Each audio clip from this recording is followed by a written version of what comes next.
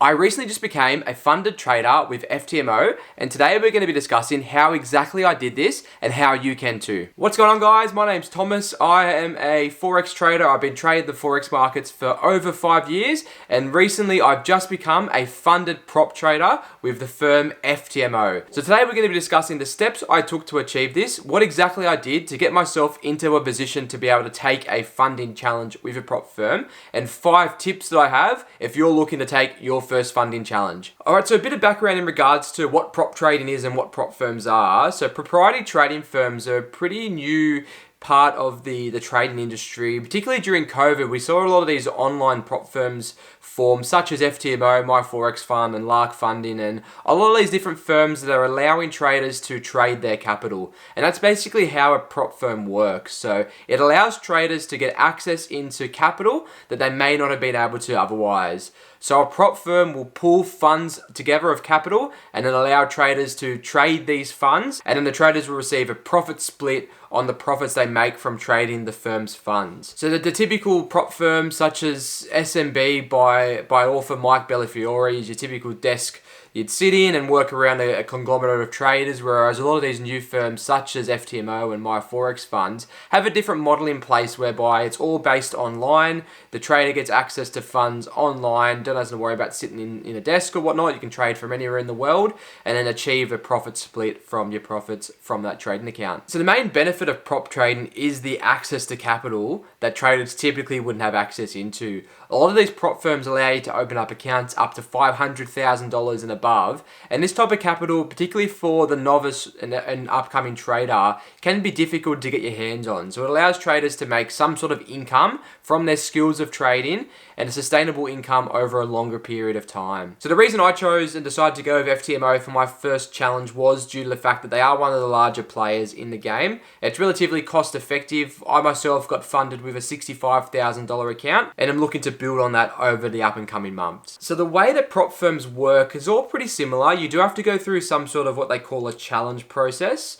and this can be broken down into different phases just depending on the firm. So we use the example of FTMO, which is the firm that I'm funded with, in their challenge process. So they have a 2-phase challenge process. The first phase, they'll give you a demo account and you have to return 10% in 30 days. So once you pass through the 10% in 30 days, you then have to return a 5% return over a 60-day period. So on top of this, they also do have some restrictions in regards to your maximum and daily drawdowns allowed. During this time, you can only have a maximum daily drawdown over a 24-hour period of 5% and a maximum drawdown over the time of that challenge period of 10%. So my challenge process, I went through all the emotions that come with trading. It was a pretty stressful month period, particularly for that very first phase, and I started off on the very first day and unfortunately took 4 losers straight away. And like I mentioned, the 5% daily drawdown is what's allowed. I hit 4.7% on my very first day. So I was pretty careful in regards to taking the challenges, and I did take my time to get myself into a position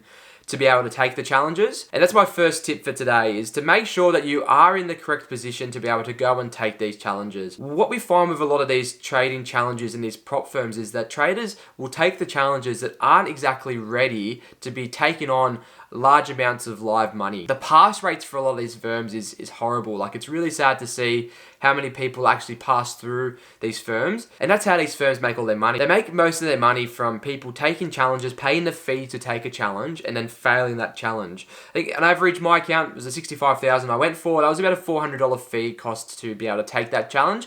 You do get that money back once you turn a profit on your account, once you are funded. But the amount of people that actually do get funded is extremely low. And the reason it's so low is because traders go and take challenges before they're in the correct position. Now, I've been watching videos on FTMO and researching it and finding the best way to pass challenges for a good 12 months now. And earlier in the year, I thought I was in a position to be able to go and take a challenge, but I decided against it and decided to really fine-tune my strategy to ensure that I'll have everything ticked to be able to make sure I can pass it first time if possible. If not, one of the earlier times that I take it, and not end up wasting thousands of dollars on taking out and forking out for new challenges. So my first tip is to make sure that you are in a position to be able to take a challenge. You are confident in your trading, you have your emotions underlined, you have the right risk management in place, and this will ensure and give you the best opportunity to pass the challenge as soon as possible. So very first day, 4.7%, and this kept going down. I think my maximum drawdown during my period was around 7%. So over the first week, I hit a significant amount of losers in a row, and my account was unfortunately drawn down to 7%. So I had to fight this back, and thankfully on the very last day, day 30 of my challenge, I finally hit that 10% mark. And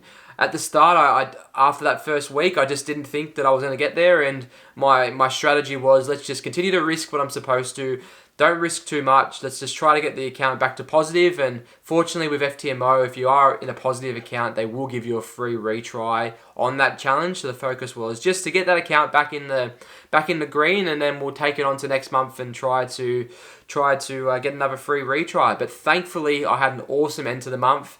August was the month I took it. I ended up returning 12.97% for the month, even with a significant streak of losers at the start of the month. We had an awesome end to the month with some fantastic trades, and was able to pass my challenge on my very first attempt. So that was something I was really excited about, and something that I didn't think was going to happen, but definitely went through all the emotions in my challenge. So whatever you'll feel during your FTMO challenge, or whatever challenge you take, I probably went through it in that 30-day period. And then the second step of the FTMO challenge was the verification process. So this is the 5% over 60 days, and this was completely the opposite start to how the phase 1 went with the challenge. And I actually hit 2 massive winners on the very first day, and thankfully I hit 5% in a matter of about 11 hours. So I passed the second part of my phase, went through and just opened up some small trades over the next couple of days to meet the day criteria, because I do have some criteria in regards to how many trading days you need to have. So I believe it was about 10 trading days you had to have. So basically 2 weeks after I opened up that challenge account, I was able to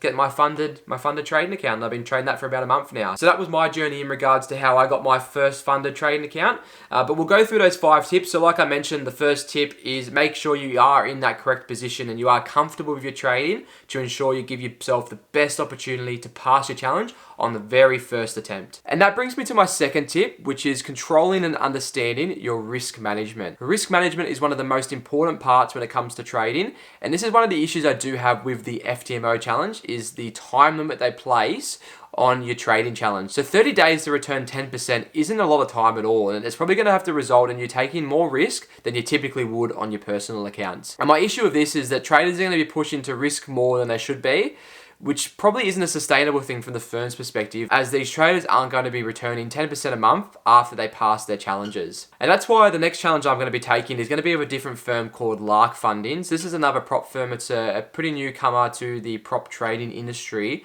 And the reason I like Lark is that they're only the 1 phase rather than 2 like FTMO, and there's no time limit on their phase and their qualification and verification. So basically you just got to return 10% in as long as it takes to return 10%. And I think that kind of model is a lot more sustainable from a trader's perspective, as they're able to make sustainable returns, because you just never know when you're winning and when your losing streak is going to happen.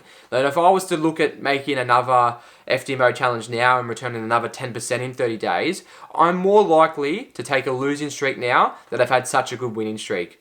Winners come in waves and so do losers, and because I've had such a good run for the last 2 months, returning double digits for August and September, I guarantee that I'm probably not going to have a great October, and the odds probably aren't against me to have the best October. So my concerns are that if I was to take another FTMO challenge, I'm probably going to hit that maximum, or that daily drawdown, and hit a streak of losers now than I would have a couple of months ago, since the winning streak that I've had over the last 2 months. So my second tip is to ensure that you have your risk management under control. You understand exactly how much you'll be risking per trade. I would recommend on an FTMO challenge to be risking around 2.5% per trade. And this will ensure that if you take 2 trades on one day, you take 2 massive losers, you'll just be below that daily drawdown. If you have to take 4 losers, full 1R losers in a row, they'll lock you out. So I know that through my backtesting and going through all my stats, about 1 in 5 trades will end up in a complete 1R loser, or a 2 or 2.5% loser. So to be able to take 4 complete losing trades in a row, it's a less than 1% chance if you do the numbers on it. So it's completely unlikely I'm going to take 4 complete losers in a row and completely blow that trading account. But it's important to understand your risk parameters, how much you need to risk on each trade to be able to pass the challenges to hit those profit targets, but make sure you don't risk too much and go blowing the accounts in your first attempt. And like I mentioned before, if you do turn a positive on your account and don't succeed on getting the 10% during that 30 days, FTMO will offer you a free retry. So if you can't get to that position, just try to get to near a profit, turn the account into green, and then you might get an opportunity to retake the challenge again next month. However, one thing to consider and one tip I do have for you is, let's say you have already turned a 5% or a 6% return on that account and you're at day 29 and you're very close to getting over that profit mark. What I would suggest that if you do have a trade that comes up and aligns on that last day, risk 5% on it, because if you're still in profit, you're going to get that retry. And if that trade is a profitable trade, you have a better option if you're trading double the risk on that trade to be able to potentially get to that 10% in that time period. Otherwise, if you're only at 2.5% on the account, don't go risking too much to try push over to 10%. I only recommend this if you're at between 5 and that 10% mark on the profit target. So tip number 3 is follow your trading plan.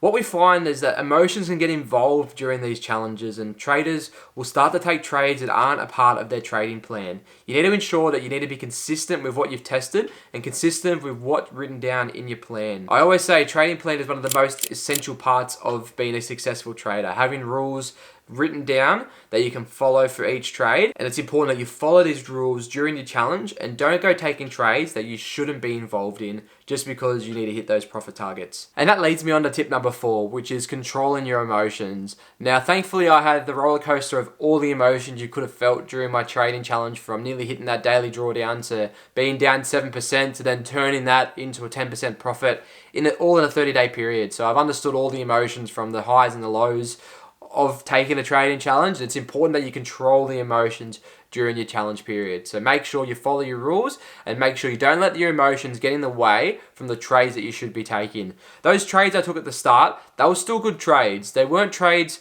that were profitable, obviously. They were losing trades, but they were still good trades in my eyes. They're trades that follow my rules, that met my plan, and I took the right risk on them all. So even though that they're not profitable, it's all about taking one good trade after one good trade. And I kept taking a good trade after a good trade, and thankfully some of those good trades became profitable trades.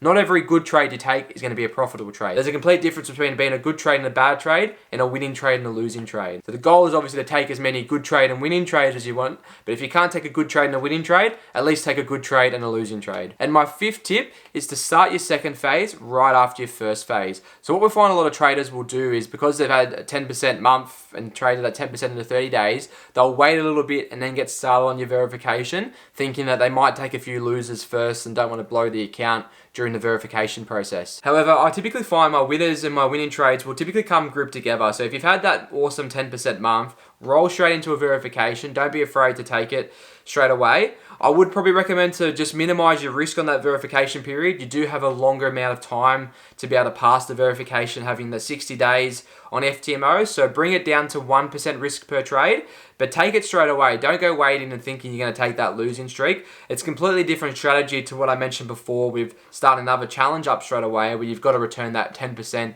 in such a short amount of time. A 5% return over a 60-day period probably is a pretty sustainable and return that most decent traders should be able to make. So drop that risk down to 1% and take that verification process straight away. Don't be afraid of it. Get stuck straight into it, and hopefully you have the same result as me and turn it into a great profit on the very first day. So they're my 5 tips of what I recommend to do if you're looking to take your very first FTMO or prop firm trader challenge. I'm currently in the process of taking my second challenge with Lark Funding at the moment, so we'll keep you guys up to date, and I'll release another video next week in regards to exactly why and the benefits of going with another firm, say like Lark Funding, which is a new firm in this industry. But thank you so much for tuning in. If you do have any questions in regards to taking your first trading challenge, make sure you head them down below. Comment down below exactly how many attempts it took you to pass your very first challenge. Thank you so much for tuning in. Make sure you smash that subscribe and that like button.